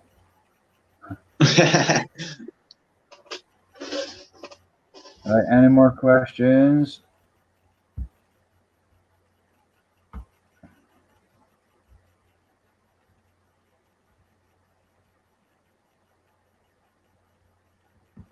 So what are your plans for the future? What are you hoping to do? I don't know. It's like the job I'm doing at the minute, I'm like quite happy with, so I'm just going to stay there for the foreseeable future. Yeah. And like maybe one day I settle down with somebody, but that's when I start understanding myself better. But at the minute, it's just like having fun. Good.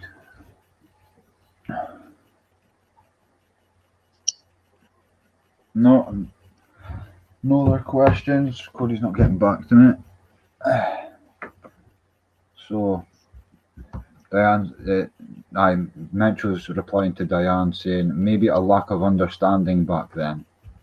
It was Diane that said she's a 56-year-old lesbian and she was bullied. Yeah. Like, obviously, people were a lot more like a different ideology back then, and like you have obviously like the older community that necessarily don't understand it or want to accept it, and that's understandable because they grew up in a different like time and a different way of thinking. So it's understandable, but also it's like, okay, but you still need to like evolve with like progressive, because if you don't, you're going to get left behind in the past, and eventually that's going to die out anyway. Yeah. So, what's your?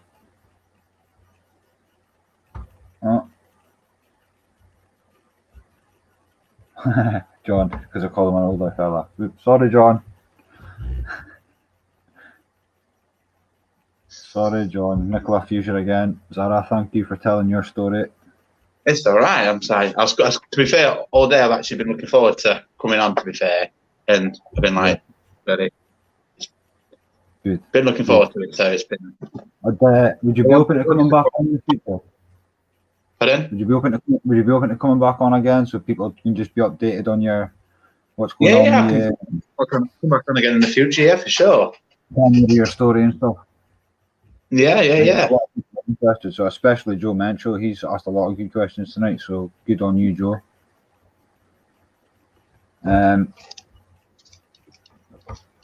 Sober Moggy says, I think he's from the same area as you. Actually, he says, Chimpy, give Zara my number and we can go out for a water. No, where is he from? I think he's from close to you. I think. You said you were from Mansfield, did you? Mansfield, yeah, it's like Nottinghamshire.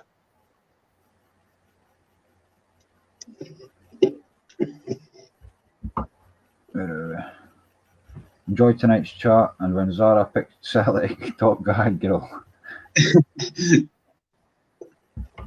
Alright, Steve, we'll get Zara back on. We get more stories, hopefully, and updates. Yeah, how do you like to be addressed? Is it like when people call you he or she, refer to you as he or she? How does that? At the minute, I'm not so bothered about it. It's like if they call me she, they call me she. But when I was living like full time as a woman, I was like quite strict on people calling me she. Okay.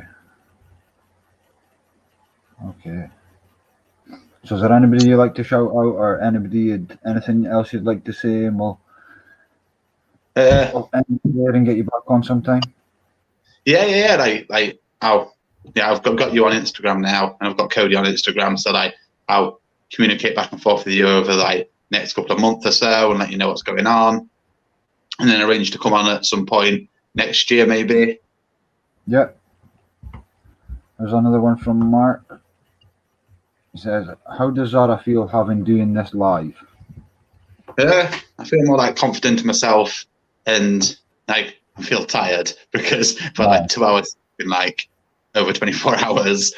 But yeah, I feel more like confident in myself and feel more like open to talk about it. And hopefully, like I said, this is like a bit of a platform for me to start doing like vlogs, myself, and speaking and like raising awareness of like certain situations and the LGBT community. Yeah. See, that's it's just, you sounded a bit like Caden there. Caden's always inspirational, and just the way you were talking about bringing awareness, and it's just, you're brave for coming on here, and honestly, we can't thank you enough. Yeah, cannot thank you enough. It saved me having to put the link out public, all the BAMs have to come on. Thank you for coming on, much appreciated, and a lot of love in the comments again. Anyone else got anything to say before we shut this one down?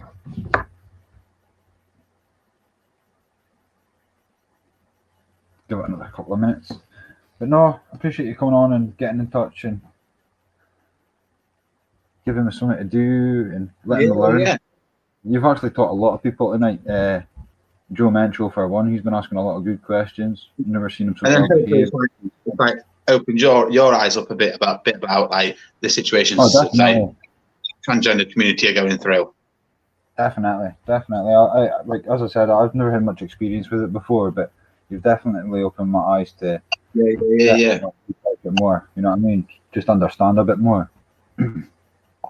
So thank you so much for coming on, and we'll see you again in the future, I hope.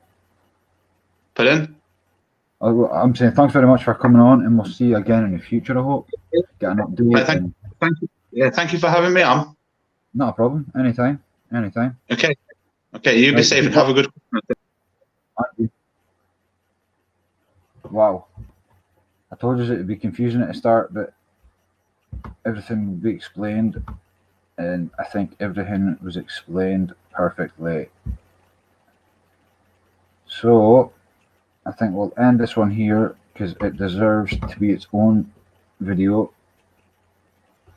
Thanks to Zara for coming on. Thanks for the comments, for the questions. Thanks for everyone for the support, and I'll see you in a few minutes.